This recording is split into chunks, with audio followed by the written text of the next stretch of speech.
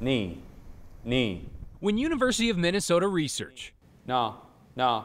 combined with development inside the Medical Device Center, Knee, knee, knee. something unique was born. No, no, no. It's a game that looks and definitely sounds a little different. This is not something you would want to play on the bus. No, you can't. You have to be in a quiet environment. Brian Crone is the CEO of Soundly, an app-based game with a serious goal: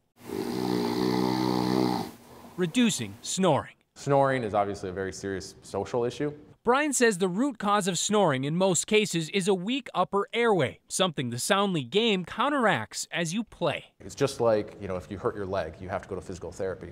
If you have a weak upper airway, you have to strengthen and tone that. The game works a bit like old games like Space Invaders, except you say No. to move left and Knee. to move right.